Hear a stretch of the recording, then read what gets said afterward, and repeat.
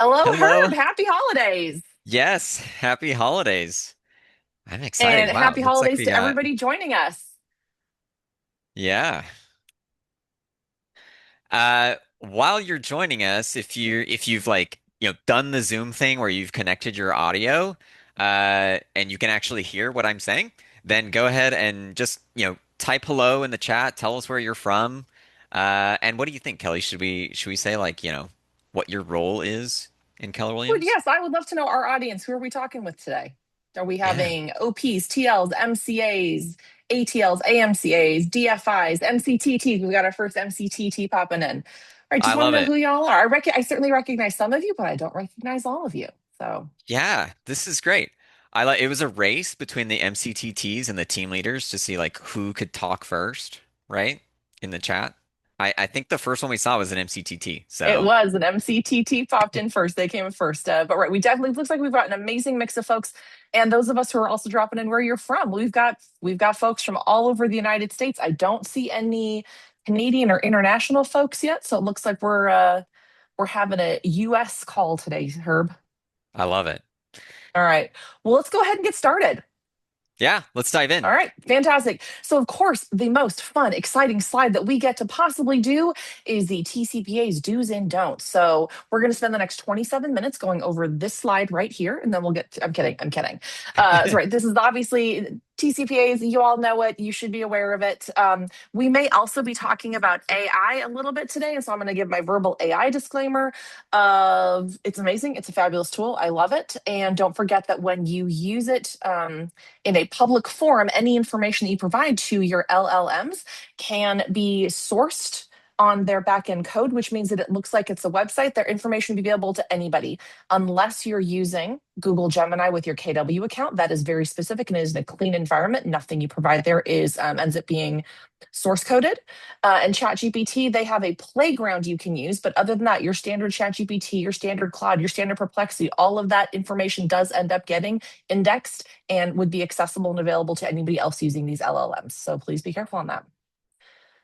Herb, let's introduce ourselves. Who are we? Yes. Well, so my name's Herb Catania. I am a MAPS leadership coach, also a regional MCA for the Northern California Hawaii region. Shout out to Northern California, Hawaii. This list here is a fancy list of things that I've done throughout my tenure here. But what's important is that I love consulting our agents, especially on our core models, which is what we're going to talk about today. So that's me. Kelly, tell us about Perfect. yourself. Right. Keller Williams, love Keller Williams. I'm the director of operations here at KW. I oversee MAPS, K-Score, land, luxury, commercial, communities, and I think that's it. But more importantly, just to Kerr's point, I absolutely love, love, love, love, love consulting agents. I was an MCA and financial director in the field for over a decade and have done thousands of agent consultations. Absolutely love them. And that's what we're going to be talking about today. Speaking of, Yeah, so our goal today really is to give you simple frameworks for agent consultations, specifically using our MREA models, right? We have our MREA models, and so sometimes it can be difficult to see, like, hey, when we're having a conversation with an agent, when do we slide those in? How should we be thinking about all of that? So that's what we're hoping to deliver today. We've got some tools to make some of these conversations easier. And then hopefully, if we do not run out of time first, we will be able to review case studies together. So that's our goal. that How does is the that goal. sound to all of you? I'm seeing a couple thumbs up from people, a few head nods. So it looks like nobody's ready to fight you on this agenda. So I think we are ready to Great, roll. All right. great. So, first of all, I want every single person on this call to set your 2026 goal, if you haven't already, for the number of consultations you're going to have with agents. Right. And so, team leaders, these consultations are often going to come in the form of a recruiting appointment. You probably already have your 2026 recruiting appointment goal. MCAs, MCTTs, ASCs, these most likely, although not always, are probably going to come more in the form of consultations with your existing agents. And I would love for you to set up a goal for that. And who do you want to have these consultations with? Now, this list that you're looking at is absolutely not an all inclusive list. There are a lot of agents, types of agents, avatars, if you want to call them, not on this list. But for me, this was a good starting place of thinking about who do I want to talk to? What level of conversation is going to create the most energy and excitement for me to want to continue doing these consultations? So for me, I absolutely loved having consultations with brand new agents because they are just so excited and in love with the industry. They haven't gotten jaded after 35 years of real estate. And I also really loved working with the agents in my market center who were closing between 4 and 12 deals, right? So they'd closed a few transactions. They knew how to go on a listing appointment and they were really looking to level that up. So those were the two areas that I focused on. Herb, what about you?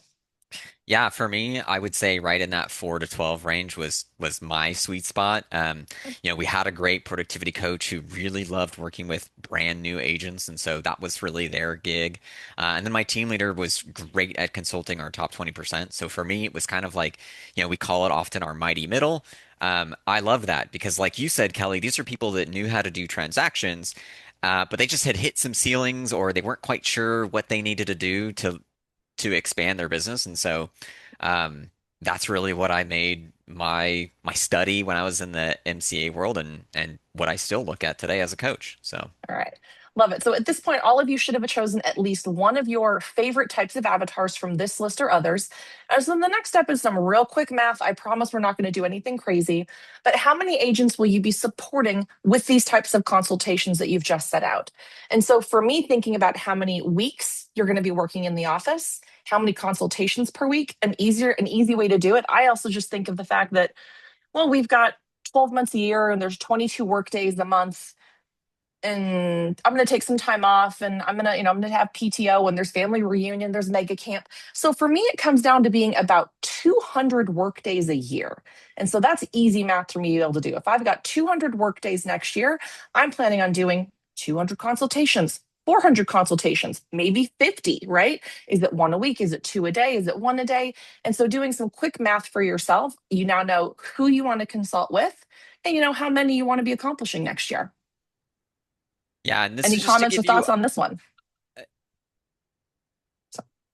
from no, Herb yeah, or yeah, the chat? Right, I want yeah. to know from y'all. Do you have questions? Do you have comments? I would say like this would be a good again, like we're not asking you to pull out your calendar and like really set this in stone right now, but we want to give you an idea. This is about setting an intention for this next year. Who are right again, the previous slide was who do you want to have conversations with? This is how many of those conversations do you want to have? Start to get an idea of that. And then after this call, you can go put all of that in your calendar and see what's going to work for you. Fantastic. All right, now let's really get into the meat and the potatoes of the call. So we've set up our goal. We know how many we want to do next year. What are we actually doing, right? We're going to be having these consultations. And Herb, I love this diagram we're about to show because this is kind of your brain and we pulled it out of your body for a Yeah. hot minute and we got to put in what are the how the conversation progresses, right? Where because we Yeah. have four primary consultations if we come from the MREA, right? We've got the economic model consult, the lead gen, the budget model, and the org model consult. And if I'm getting new on this and this is something new, how do I know where I'm going to be landing, right? And so you created Yeah. this beautiful kind of flow chart decision tree. Could you walk us through it? Yeah, so the way that I really like to think about this is that everything starts with the needs analysis. And you'll hear Jason and Gary teach this as well. And shout out to the Leadership Hub on KDB Connect, where Jason has a whole library of consultation videos as well. So if you haven't checked that out, be sure you do that after this call. But yeah, everything I think of the needs analysis as sort of like the engine that keeps our market center going in a lot of ways. And the reason I say that is because on the one hand, we don't know what's going on in our agents' businesses until we have a needs analysis conversation. And that's what helps us really narrow in on one of these core models. On the flip side, though, it also having a needs analysis conversation gives us the opportunity to hear what the common pain points are and perhaps even create new products or new training for our agents, right? If you think about things like marketing divisions or ancillary businesses that market centers have created, a lot of those have come from having consistent needs analysis conversations with agents to say, hey, all of our top 20% are dealing with this issue. Let's go create that, right? So Fantastic. that's why So, we right. So, you're start saying, there. right, you start with the needs analysis. Start with that always. Even if I've met with somebody 5 times, 6 times before, I'm still going to start with the needs analysis. The needs analysis might just be abbreviated on this case, but we start with the needs analysis. And ultimately, I'm going to have an agent who either wants more money or more time.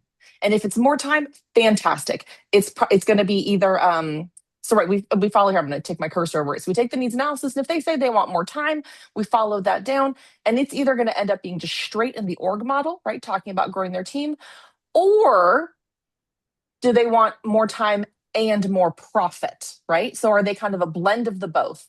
And so if it's more time, more profit, they wanting better splits and less overhead. If this is coming out in your needs analysis, fantastic. You're in budget model. If they're having more profit, they want more profit, but that needs to come through better conversions, then they're in the Uh, lead gen model. yeah, so the Right, way I Herb? think about that is if they want more time, it's either their business is booming and they're just at the point where they need to bring on leverage, right? Or they're spending so much time on lead generation, but their lead conversion may not be quite there. And so we need to improve that. So yeah, that's how I think about that one. Again, you'll as we go deeper in the needs analysis, we'll start to uncover really what that agent is experiencing. And we're going to give you some specific questions that you could be Mhm. asking around these as well. So if that's what you're wondering, don't worry. We're going to give you some of All those right. tools as well. Speaking of that, let's dive right on in. Let's head on into Okay. the anatomy of our consultation. All right. So, what should exist within any framework of an agent consultation that I'll be performing? Yeah, well, so the way we think about it is there's kind of five key steps here. The first one is we want to identify what's the pain or gap. We're going to talk about the difference between that in just a second. Then we're going to set the objective. And this is an important step where we actually get agreement with the agent on what's the purpose of our conversation today. Um, and then from there, we're actually going to go deeper if we need to and uncover the bottleneck that they're experiencing. From there, we're going to help them co-author an action plan, which is really important. If it's only us So authoring it, important. then they're Right. not taking action. I don't know about you, Herb, I excel at knowing what is best for other people and telling them what Yeah, is best for them, and then having them walk away in my head going, and they're set, they're golden because I just told them what's best for them. That does not work out. Shocker, yeah, right? Let your agents be a part of the authoring of what their plan is. yeah. And then the last one is setting the next appointment. And this one can look different depending on different situations, right? We're not necessarily saying it has to be a formal appointment necessarily. It could simply be follow-up. What's important though is that again, when we think about the relationships that we're looking to build with our agents, we're partners. We say that when we recruit agents into the business. And so these five steps here exist to live that out, right? So if we get through the end of co-authoring an action plan, if we're real partners, we've got a vested interest in what they do with it, right? So that means at some point we're following up and asking them, hey, how did that go? Even if that's not in a formal appointment, that's really what we see this fifth step as accomplishing there, right? Right. There's some That sort that of setting accountability.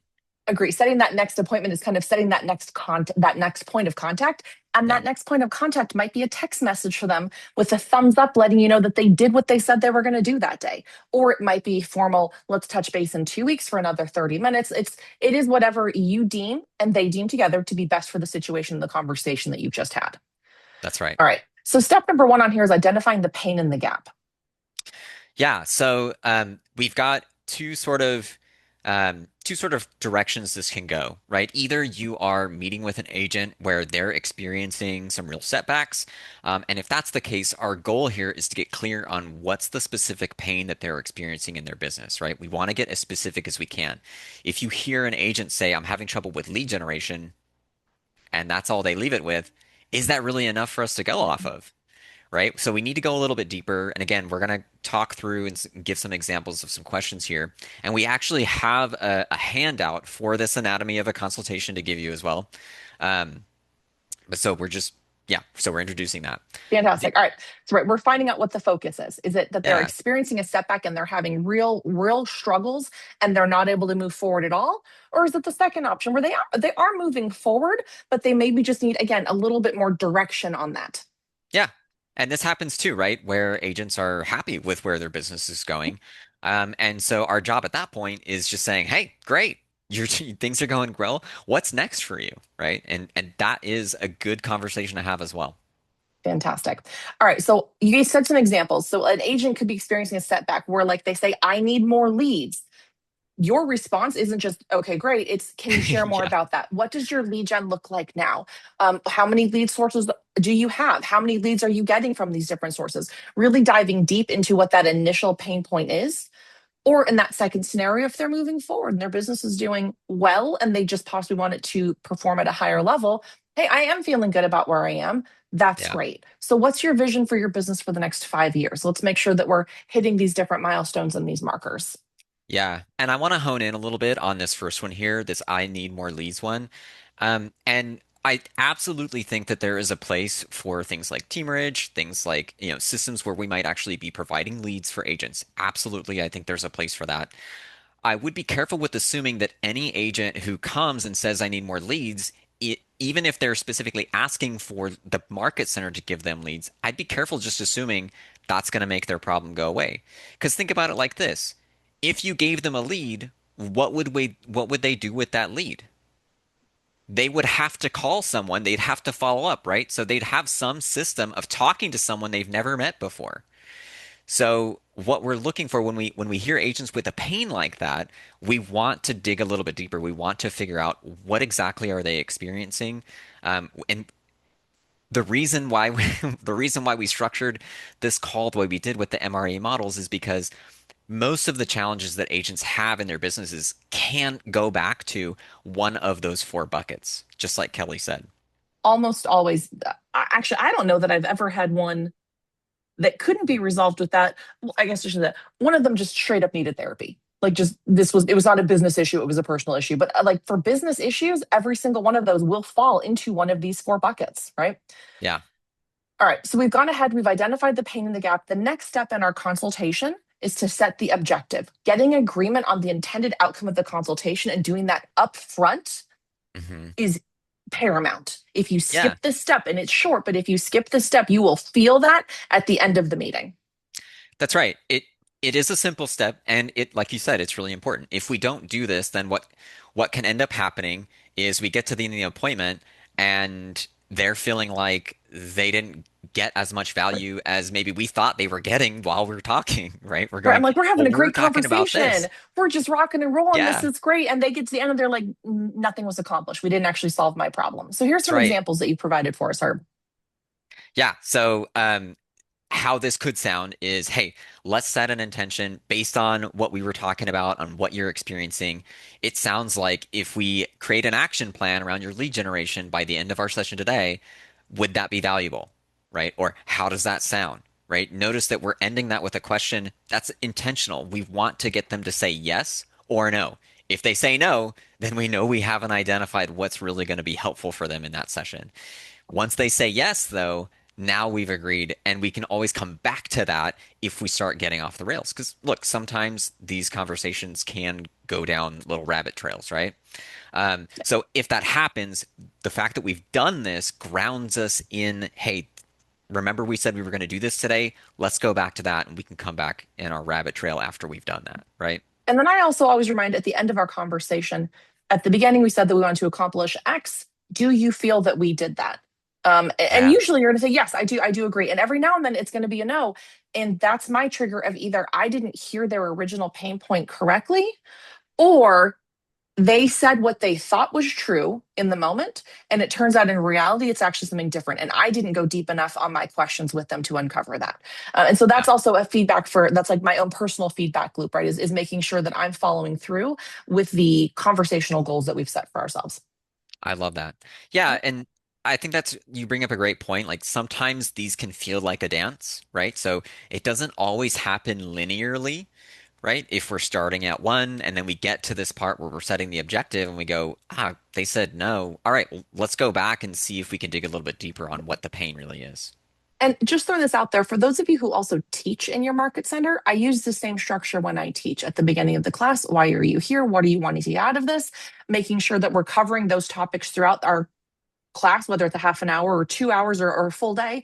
And then at the end, reminding everybody, you said that you wanted to do one, two, three, four, five things. And working with them, did we accomplish number one? Did we accomplish number two? And having people remind themselves, oh yeah, this was valuable for me. I am going to come back to another class that Andrea is teaching. Or Katie did a phenomenal job. I'm definitely going to show up the next time that she teaches something in the market center. All right. So back to anatomy of a consultation. All right. So we went ahead, we identified the pain, we've set up our objectives, and now we're going to be uncovering the bottleneck. Herb, what does this mean? Yeah, so essentially what we're doing at this step is we're just getting really clear on what would stop them from taking immediate action. All right. Now that we've identified what the real pain is, now that we've agreed, hey, this is what you need, we're going to have some conversation around that. And then we're going to explore, all right, is there anything that would keep you from taking action today? Or sometimes that question could be, do you feel like you know what you need to do to get better at that? Right. So even just asking questions like that can help them self-discover what the bottleneck is, and us too, right? All right. So a couple of examples of that are, it sounds like the real issue is our lead sources. Would you agree? Again, we're getting that agreement. Do you feel like you know what action to take today to change that? If they say no, this is where we can start giving some advice, right? If they don't know what to do. If they do know what to do, then we let them say it, and then we can say, great, how can I support you in that? Right? Wonderful. And then, Uh, as we said at the beginning, oh, sorry, did you have something else to add to no, that? no, go ahead. Okay. As we said at the beginning, the next step, having them co-author the action plan. This is so key, right? Having them have some mental and emotional attachment to the plan, not just to the goal, because we've already done that at the beginning, but now having them be emotionally attached to the action steps to achieve what they're wanting to do. So here's some important points for you, right? They are 100% more likely, anybody is more likely to take action if they author something. This is like with your kids, they're more likely to eat vegetables if they helped make the salad, right? They got to have something in that. Sometimes people need recommendations, right? And we are going to be providing some resources for you as well on this call of some recommendations as we dig in deeper. Have these with you. I typically go into any meeting with my MREA. If I know the kind of conversation I'm getting into, I might also have my shift book with me. I'm going to have a handful of other resources, either in a Google Drive that I can reference or physically printed that I can hand out. You're going to start putting together like your package that you just kind of carry with you into consultations if you don't already. And recommendations is always a big part of that. And then, of Mhm. course, we all know about SMART goals, but action should be specific, they should be measurable, they should be time based, all of those things, but specific and measurable, especially. Yeah. And really leaning into that one, right? If you have an agent who says like, I'm going to make sure I have better conversations with buyers, right? That doesn't And feel we've certainly specific all heard enough. that before. Yes, I'm going to Yeah. have better conversations with buyers because that's going to help my conversion. Yeah, we want to get specific around that. What specifically is going to be better about them? What are you going to work on, right? What's the action you're going to take to make sure they're better? Right. That's what we're looking for here. Fantastic. And of course, the final step in any of our consultations is setting that next connection point, whether that be a true appointment or is it following up in a week just to see how things went, right? So to Herb, what you Yeah. said earlier, it doesn't have to be another formal sit down 30-minute consultation, although it certainly can be. But could it be a text? Could it just be a quick check in? Is it a phone call? Making sure that everybody's on agreement with that. Yeah. Yep. So got some examples on the screen. Simple. These are just different flavors, right? So would it be helpful if we set up an appointment to review progress the next 2 weeks? Or is it okay if I just follow up with you? Or even like, hey, you're gonna go do that thing. Will you just text me when you're done? I really want to know how it goes, right? And so again, I mean, let's be authentic here. Do we care? Are we curious about how things go with our agents? If we just had a great consultation with them and they go take action, don't we really want to know how that goes? So be authentic in that. Tell them you want to know. And they'll follow up with you if it went well, if it didn't go well. Like this is what we're looking for. So Perfect. All right. Just refreshing back on this original decision tree. Herb, you and I walked through this together. And I think both of us came to the same realization that the vast majority of the conversations that we have with agents end up in one of the first two buckets. It almost always for me ended up as an economic model conversation, or that economic conversation melded into a lead gen conversation as well. So we might be having yeah, both of those at once. And so that's where we're going to spend the rest of our time on this call, is really digging deep into an economic model consultation and some lead gen information. Is that correct? You took yeah. a breath and I was like, Un uh-oh.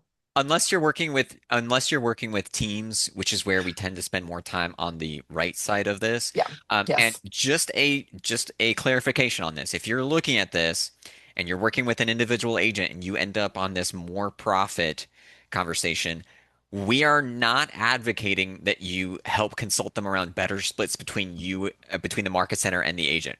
This is for teams, okay? Just to be clear, I don't want anybody to walk away and go like, well, the graphic says better splits. No, we are not advising anybody like negotiate on your agent's behalf for better splits. This is for teams, okay? I think we're clear there. Excellent call out. Thank you so Yes. much. Yes, yes. All right. All right. So, economic model, the foundation of future models. Pretty much everything starts here with the economic model. And why is this so important, Herb?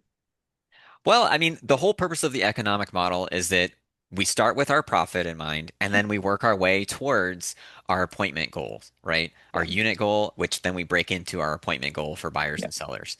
That gives us our target, right? And for many agents, when we walk them through the economic model, they have a realization that their profit is way easier than they thought it was going to be.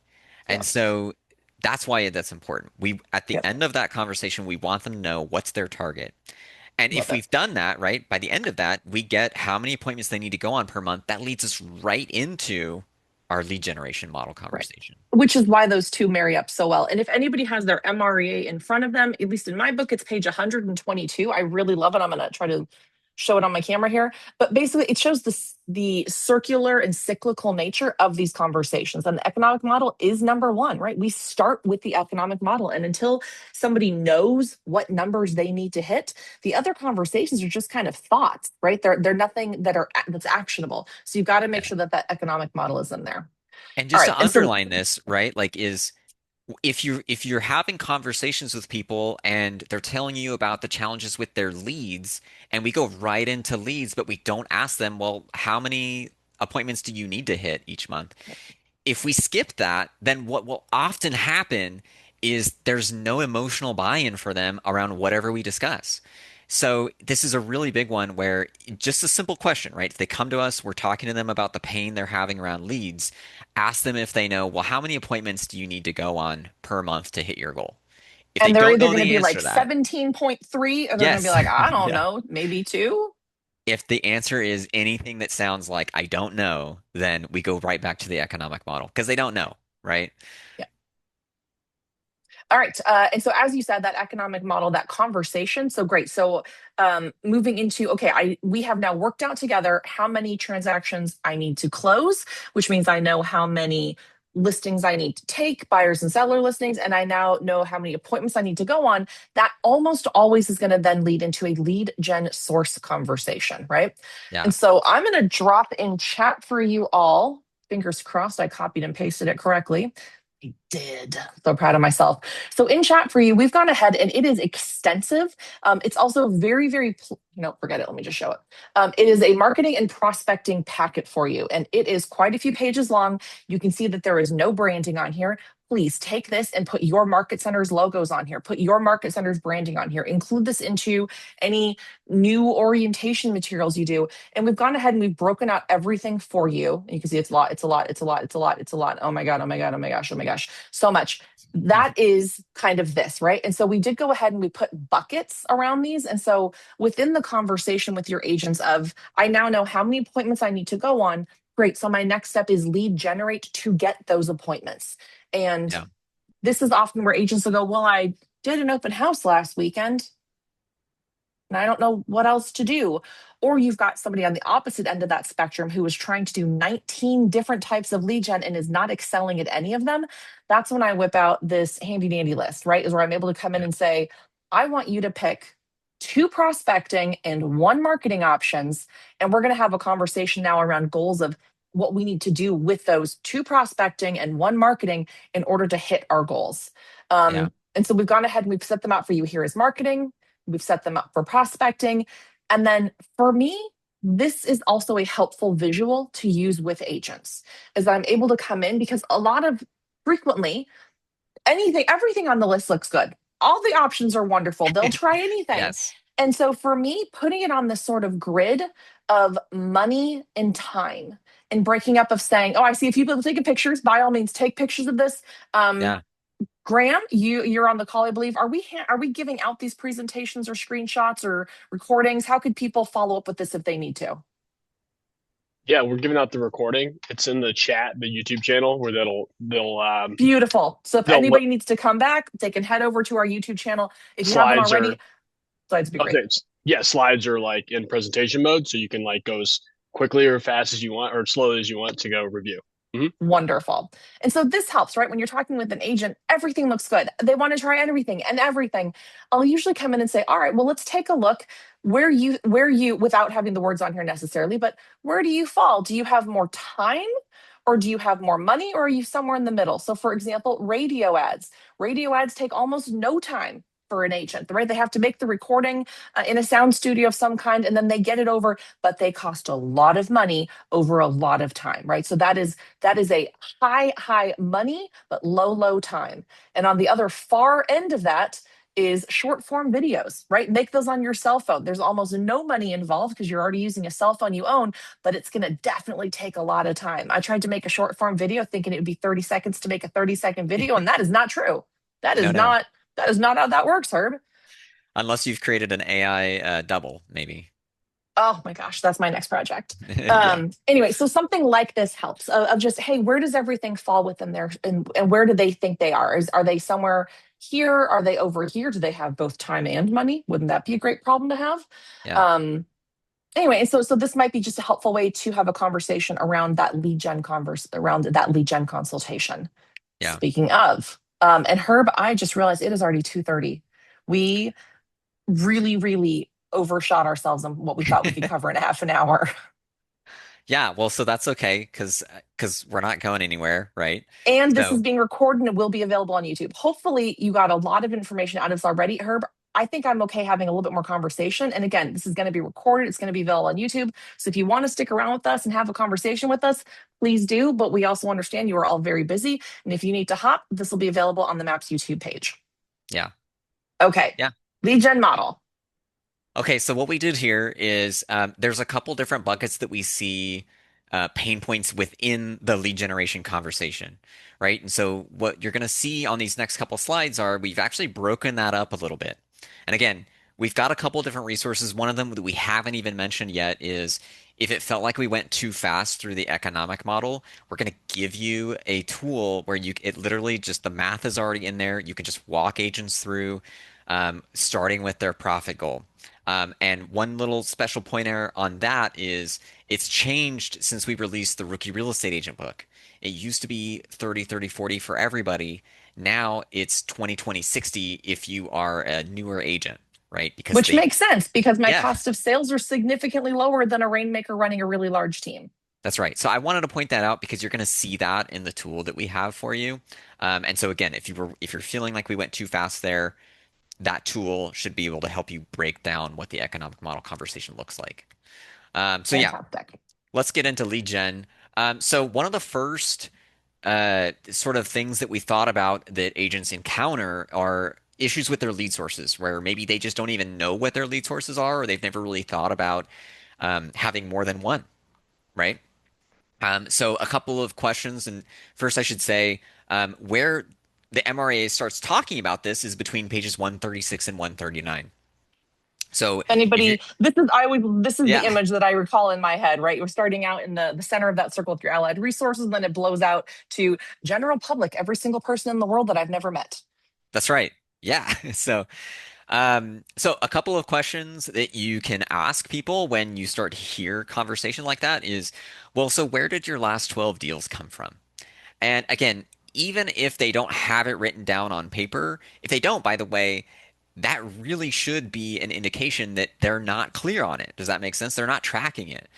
But even if the best you can get in a conversation like that is, well, as I'm thinking about it, I think they all came from friends or family. Okay, great. We're right. Even just that sort of anecdotal data is something to start to go off of. Which lead sources feel most natural for you? If they've started lead generating or if they're experimenting with certain things, what have you tried consistently? And again, we're starting to anchor them in this idea of consistent lead generation. So if they've done some things that they like, but they haven't done them consistently, they're not really running their business according to the MREA, right? They're not really being consistent in their lead gen. And then do you have 3 or 4 dependable sources you can lean on? So if they list like, oh, well, I'm great at open houses, great. Okay, have you thought about, what your other lead sources might be? Or are you getting your appointments that you need to hit your goals from open houses exclusively? If the answer to that is yes, great. Keep doing open houses. But if they're not hitting their appointment goals, now we can start exploring like, okay, well, have you thought about other sources of lead gen? And I do think it's interesting, Herb, that we were putting this together and you were the one who said, hey, that 3 to 4 dependable sources you can lean on. That's a question that you used a lot. And it's interesting because in my market center, completely separate conversations, and I'm asking my people to find 3 things, right? 2 prospecting and 1 marketing. And it turns out that 3 to 4 really is the sweet spot. When somebody has, when they're trying to work with more, it often, especially at the beginning of their real estate career, it really, really becomes a pain point for them because they're not going to be able to get great at any one thing. Now, when you're having a consultation with an agent who's been in the business for 25 years and they mastered door knocking and they've now mastered having a farm and they've mastered open houses and they've mastered online lead gen, like, yes, they might have 8, 9, 10 lead sources, but they usually have a very large org model to help support that in excess of 3 to 4. 3 to 4 tends to be the sweet spot for solo agents or a solo agent with an admin. Yeah. I see a question in the chat. What do you consider consistently to mean? This is Oh, a great question. And what makes this a great question is that I'm going to give a classic coach answer, and that depends. Here's what it depends on, by the way. Are they a full-time agent or are they something like maybe dual career? If they're dual career, consistently may look very different than if they're a full-time agent. If they're a full-time agent, I mean, I'm really looking for like, is that something you see yourself doing every day? Or even spending some time on it every day. Like, if you did open houses over the weekend, and then tomorrow you're putting that into your database, right? So if they're doing open houses on the weekend, I'm not expecting them to do that every day. So oh, it you're may, nicer. I'm like, great, let's get you yeah, broker opens on Tuesdays and Thursdays. Let's have you get the commuting crowd Monday, yeah, Wednesday, and Friday evenings. You're doing 8 or 9 open houses a week, my friend. great. So yeah, so And to I would further say, illustrate, it depends. yeah, I would say like think about the lead source. If that's open houses and there's only so many of those they can do in a week, then we're factoring that into that, what's consistent. If they're dual career and they work 9 to 5 and then they've got a family at home and they're telling you that the only time they have to work on real estate is 2 hours on Saturday, then great. Are you able to be consistent with Yeah. what you're doing on those Saturdays?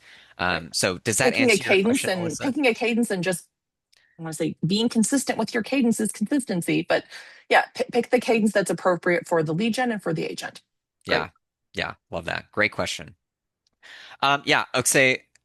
So lead generation model that puts us right into the database system. Um, And so really what we're talking about here is, you know, agents who are sometimes they're in that middle range, they know how to get deals. What they often struggle with is getting deals consistently. So that goes back to consistent lead generation. It also goes back to do they even have a database? So that starts on page 142 to 145 in the MREA. Couple of questions we can ask to really lean into that are, what's your process when you meet somebody new? And again, a lot of these questions you're probably seeing like we're just sort of coming with this curious energy. We're not looking to accuse anybody of anything. We're not looking to have like, make them wrong if they're not doing these things. I'm just simply asking, what's your process? You meet somebody new, what do you do? Right? And then I'm going to have them explain to me that does 90% of the heavy lifting because most agents know that they should have some price process, right? So usually as they're explaining what they're doing, they're telling you like I should be better about this, but here's what I do, right? And so they've already opened up the door for consulting and for support to say like, okay, well, how can we help you with the database system?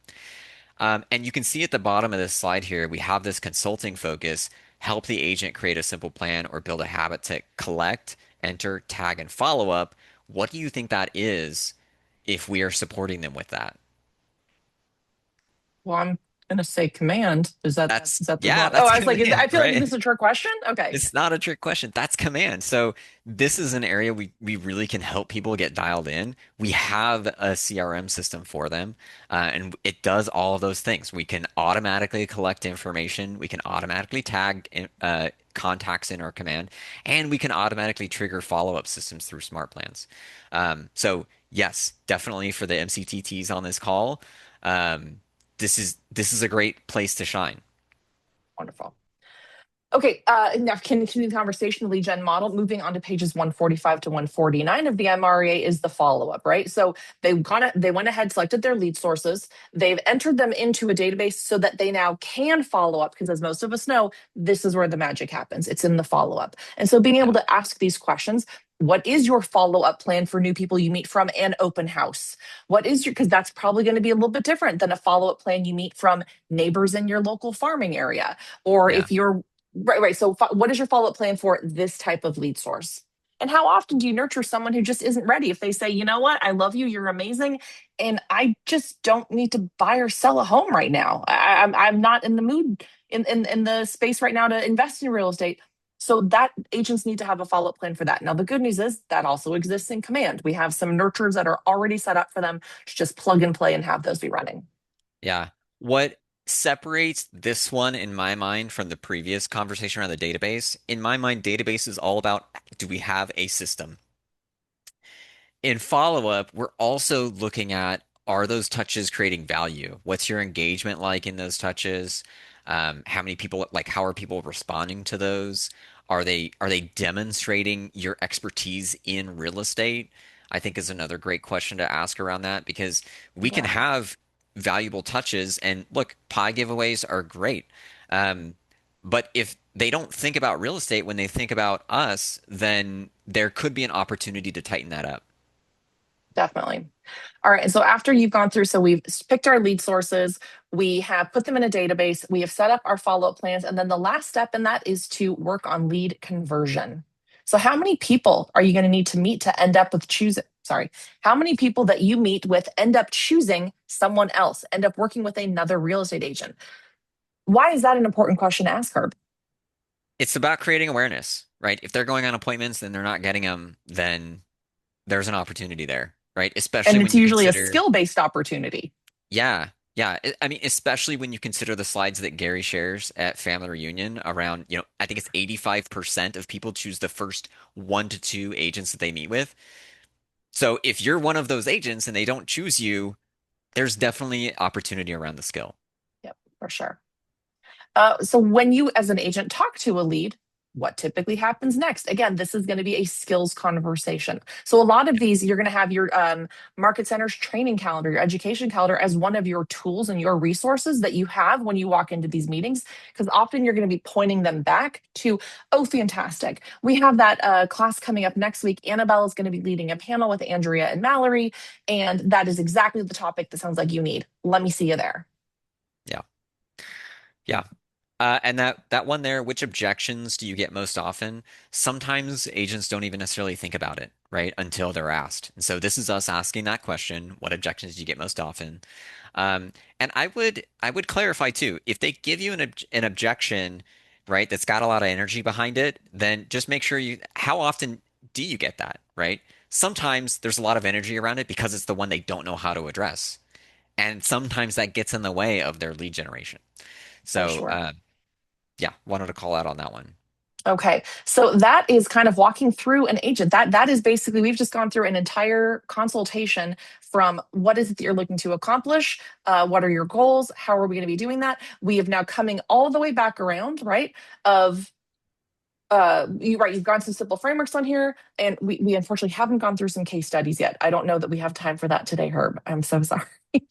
Okay, that is All okay. right, How right. This how is what was we did this? Was this today. How helpful? was this? Right? Was this how? Did you all come here getting what you were hoping to get? Is this something you can take into action back in your market center? Andrew's nodding her head. We got a heart from Alex. See, Marietta Andrew's says it was okay. nodding. Okay, Great. Okay, fantastic. so That's what we're hoping to before hear. Okay. before we let you all go, I want to make sure that we drop in the tools that we mentioned. So The one I'm putting in right now is the economic model. It's a spreadsheet, right? So it's got the formulas in there. And again, be mindful of who we're having the conversation with. Is it a team? If so, we're probably going to use the traditional 30-30-40. If it's an individual or a newer agent, we're going to use the 20-20-60. And then let me make sure And we I did drop drop it in in. earlier, but I'm going to drop it in again. This was the marketing versus prospecting packet you're going to want to incorporate into your market center's branding. Okay. And I dropped in the anatomy of the consultation in there as well. I think that is all of them. I do believe that's everything That's too. all If of you them. wouldn't mind, please take a quick 30 seconds and fill out our survey. We just want to always getting feedback from you on how we can improve on this. And then, yes, I'm going to go back, make sure everybody has a chance to get this. All right, Tech the Halls is coming up tomorrow. Herb, my last question is if anybody on this call is not currently working with the MAPS coach and they just fell in love with you today and how you approach things, are you taking on more clients right now? Because I know that you are one of our more popular coaches. I am actually taking on more clients. I have a few Okay. spots that I've opened up for this next year. So yeah, I'd be Amazing. So happy if somebody to. wants, so somebody's like, hey, I would like to have a conversation with Herb and see if coaching is right for me. How can they make that happen? They can reach out to me. I'm going to put my email address and phone number in the chat. Or they can just reach out to Maps and tell Maps that they didn't get this information, but that they really want to talk to me. Oh, and it looks like Graham and I hit it at the same time. That's maps There you at go. Yeah. kw.com. So that's the email address that you can reach out to us. And everybody, thank you so much for joining us, taking time out of your busy, busy lives to spend some time with us and enjoy the rest of the holiday calls, everybody. Yes. Happy All right. holidays.